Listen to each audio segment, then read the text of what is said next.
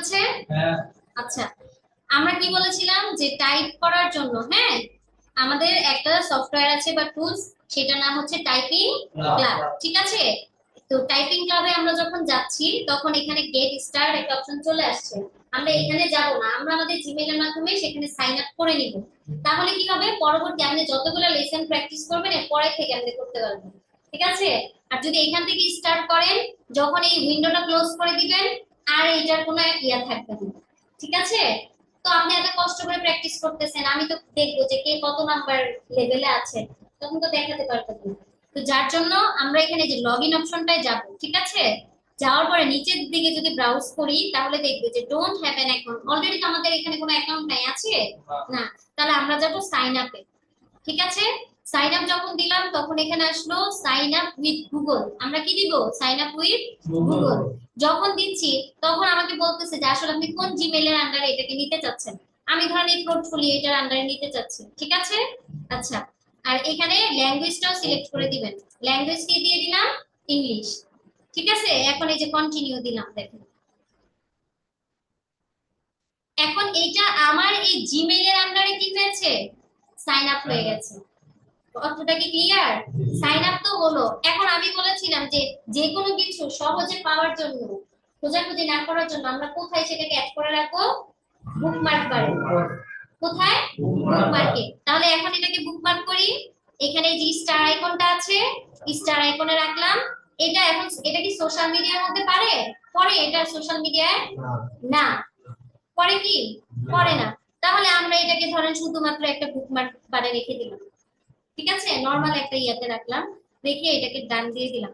এখন যদি আপনি এই যে এটাকে বলা হবে নিউ ট্যাব, মানে নতুন আমরা কোনো কিছু সার্চ করব, তখন এই নিউ ট্যাবে আসলেন, দেখেন এই যে টাইপিং ক্লাবের এই যে ড্যাশবোর্ডটা এখানে দেখাচ্ছে। একটু কি ক্লিয়ার নাকি ক্লিয়ার না? হ্যাঁ, তাহলে এখন আপনি এখানে যদি ক্লিক করেন ডাইরেক্ট আপনার এই যে এখানে নিয়ে আসবে, টাইপিং ক্লাবে নিয়ে আসবে। আপনার কিন্তু বারবার এখানে সার্চ করতে হচ্ছে না, কোনো ঝামেলা করতে হচ্ছে না। ঠিক আছে? এখন টাইপিং ক্লাবে আসলাম, স্টার্টে দেন, তারপর টাইপিংটা করেন। দেখেন এখানে কতগুলা কি আছে, লেসন আছে। আমি বলছিলাম মেবি 685টার মতো লেসন আছে। বুঝতে পেরেছেন? এই 685টা লেসন যদি কেউ একজন খুব কি করতে পারে, মানে মনোযোগ সহকারে করতে পারে, সে প্রো হয়ে যাবে। তাহলে এক নম্বরে আপনাকে ইন্ট্রোডাকশন দেখাবে। ঠিক আছে? এক নম্বর আপনাকে বলবে যে কোন ফিঙ্গারটা কোথায় রাখবেন, মানে কোন জায়গায় কোন ফিঙ্গারটা রাখবেন সেটার সেটআপটা আপনাকে দেখাচ্ছে। নাহিন স্যার বলেছিলেন না যে ম্যাম টাইপিং শেখাবেন না? এই যে টাইপিং এইখান থেকে দেখুন, দেখেন আমার যে কি আছে, দুই হাত আছে, দুই হাতের যে এই যে ফিঙ্গার আছে, হ্যাঁ, এই দুইটাকে একটা রাখবো কিসের উপরে? এফ এর উপরে, আরেকটা কোথায় রাখবো? জে এর উপরে। এখানে একবারে টিউটোরিয়াল দিয়ে দিয়েছে, আসলে আপনি কোনটা কিভাবে প্র্যাকটিস করবেন। দেখছেন উনি কিন্তু দেখাচ্ছে ভিডিওটা, আমরা ভিডিওটা স্কিপ করে যাই, আপনারা কিন্তু দেখবেন আসলে কি বলতেছে। এখন দেখেন আমি এই যে আমার হাতের এই যে দেখেন দুই হাতের এই যে দুইটা আঙ্গুলকে একটা রাখবো এফ এর উপরে, আরেকটা রাখবো জে এর উপরে। ঠিক আছে? তাহলে এফ এর উপরে একটা রাখলাম, জে এর উপরে রাখলাম। ঠিক আছে? কন্টিনিউতে দিব, আবার দেখাচ্ছি আপনার প্র্যাকটিস করার জন্য। F F F. ঠিক আছে? কিবোর্ডের দিকে তাকাচ্ছি না, এটা ভালোভাবে ইয়ে করবেন। আপনি যখন প্র্যাকটিস করবেন কিবোর্ডের দিকে তাকাবেন না। কোথায়? আপনার মনিটরের দিকে আপনার কি থাকবে? কনসেন্ট্রেশন থাকবে। মুমতাজ স্যার বুঝতেছেন? হ্যাঁ, হৃদয় স্যার বুঝতেছেন? আছেন? জি ম্যাম, বুঝতেছি। আচ্ছা, এটা কিন্তু আপনি কি করবেন? প্র্যাকটিস করবেন। এই দেখেন এরকম। আবার এখন দেখেন অ্যাপ দিলাম, এখন ওকে। কি দেখাচ্ছে না খালি, আবার আপনাকে কিন্তু দেখাচ্ছে আপনার হাতটা আঙুলটা কোথায় থাকবে, স্পেসের উপরে থাকবে। বুঝতে পেরেছেন? জি ম্যাম। যে আমি একটা ভুল দিয়ে ফেলছি, হ্যাঁ, তাহলে সেটা আবার দেখাচ্ছে যে আপনি ভুল করেছেন।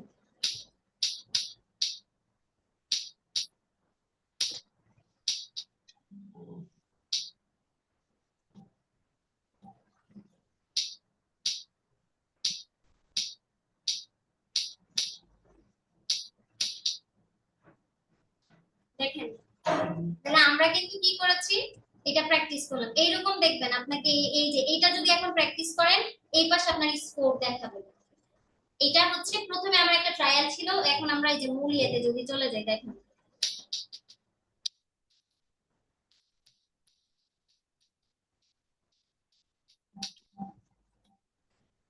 হইলে সমস্যা নাই, আপনি মানে ইয়াটা থাকবে যে আমার স্পিডটা খুব ভালো থাকুক, আমি ভুল হোক, আমি তো এখন প্র্যাকটিস করতেছি নাকি, প্র্যাকটিস করার সময় ভুল হইতে থাকুক, আপনি আবার ভুল হইলে আবার আস্তে আস্তে করবেন, বিষয়টা যেন এরকম না হয়। হ্যাঁ,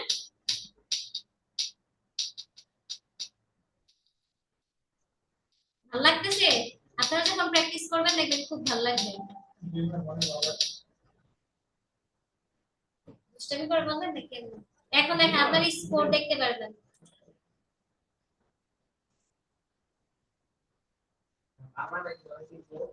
বাংলাটা আমরা বিজয় বাংলা দিয়ে শিখবো, এটার উপর একটা ক্লাস থাকবে স্যার। এখন দেখেন এই যে আমার স্পিড কত, 27, তাই না?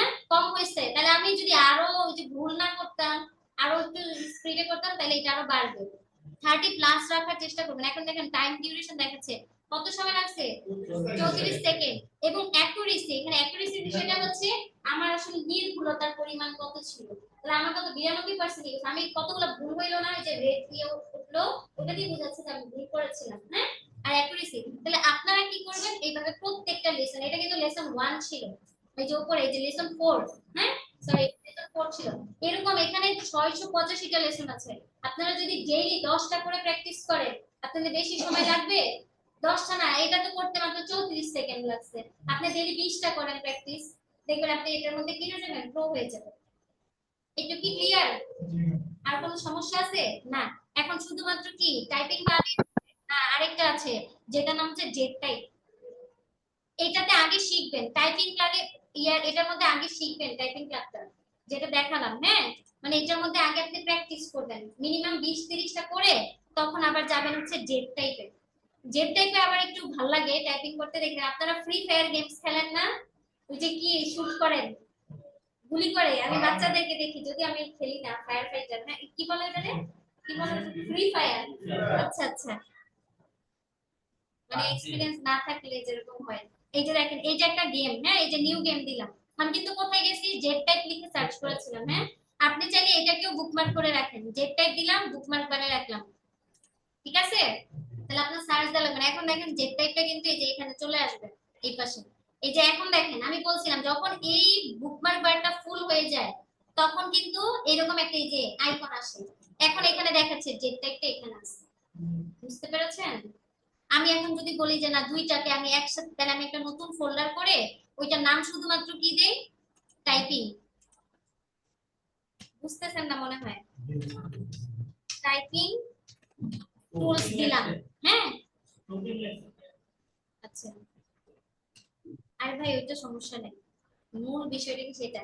এখন দেখেন টাইপিং টুলস লিখে এখানে একটা কি করেছি, ফোল্ডার করেছি। এখন এই যে এটা কি ছিল আমার বলেন তো, এটা ছিল টাইপিং ক্লাব, ওই সফটওয়্যারটা। এটাকে এখান থেকে ওইটার ভেতরে নিয়ে যাই, টাইপিং টুলস এর মধ্যে ডান দিয়ে দিলাম, এখন এটা ওই ফোল্ডারের ভিতরে চলে গেছে।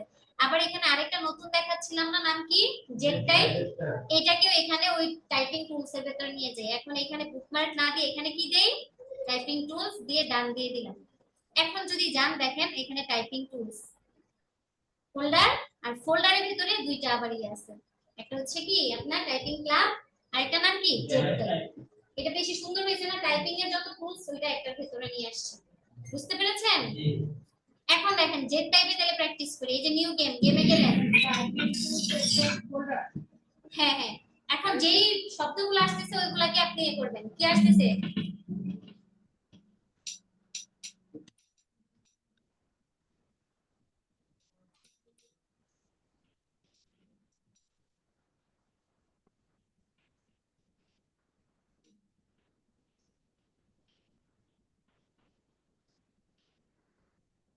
হ্যাঁ হ্যাঁ দেখা করবেন না, আমি এখানে দেখে করতেছি, কিন্তু আপনারা কি করবেন না দেখে। আমি এই জন্যই বলছি যে টাইপিং ক্লাবটাকে কি করবেন, আয়ত্ত করে ফেলবেন। টাইপিং ক্লাব হচ্ছে এটা শেখার, আর ওই শেখার পরে প্র্যাকটিস করাটা হচ্ছে গিয়ে কি, বুঝতে পারছেন, ওইটা হচ্ছে ওই পাশে ইয়া করবেন। পারবেন নাকি পারবেন না? হুম, আচ্ছা টাইপিং এর জন্য তাহলে আমরা একটু পর্যন্ত করব, ঠিক আছে? এই দুইটা অ্যাপ গুলো বা এই দুইটা টুলস ব্যবহার করব, আগে টাইপিং ক্লাবটাকে আয়ত্তে নিয়ে আসবো, না আমি যেন না দেখে টাইপ করতে পারি, পরে জেড টাইপের প্র্যাকটিস করব, ঠিক আছে? আচ্ছা।